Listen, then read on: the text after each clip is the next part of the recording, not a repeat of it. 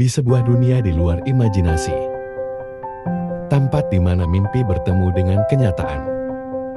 Ada seorang anak bernama David yang memulai petualangan luar biasa di dunia fantasi yang penuh misteri. Di pagi yang cerah, David terbangun di sebuah desa kecil di lereng gunung yang indah.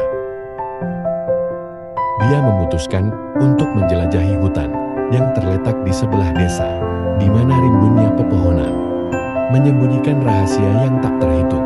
Di dalam hutan, David menemukan air terjun yang menakjubkan, yang airnya mengalir dengan gemericik, yang menenangkan.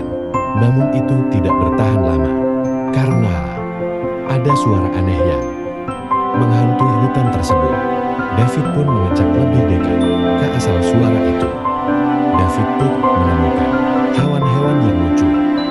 David pun terus menjelajahi hutan itu lebih jauh. Kemudian David pun menemukan sebuah gua. David pun masuk ke dalam gua tersebut. David pun menjelajahi gua itu lebih jauh. Petualangan pertamanya membawanya ke dalam gua yang gelap dan misterius. David pun menemukan cahaya biru. Namun, David tersesat di tengah jalan.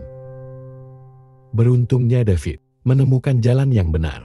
Dan dengan keberanian yang luar biasa, David berhasil melewati gua tersebut dan tiba di sebuah desa yang tersembunyi di lembah.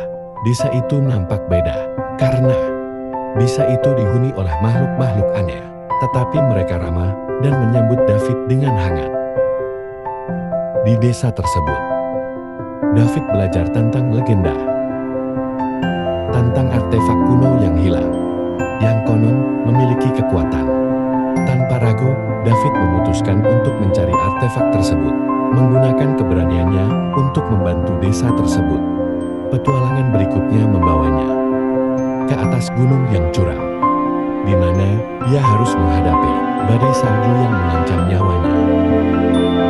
Dengan tekad yang kuat, David melawan badai dan akhirnya tiba di puncak gunung, di mana dia menemukan gua yang disebut sebagai tempat persembunyian artefak tersebut.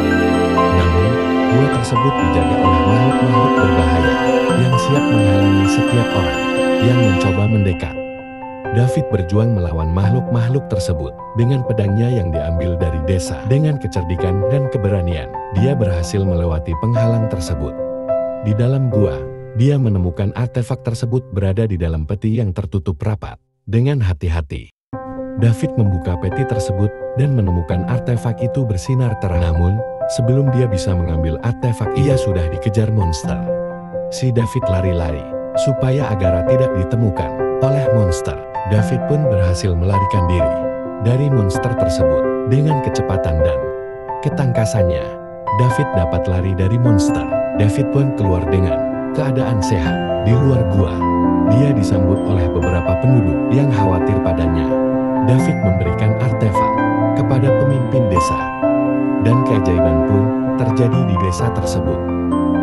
David memutuskan untuk melanjutkan perjalanan dan menjelajahi dunia fantasi yang lebih luas lagi. David menjelajahi dunia fantasi bersama teman-temannya.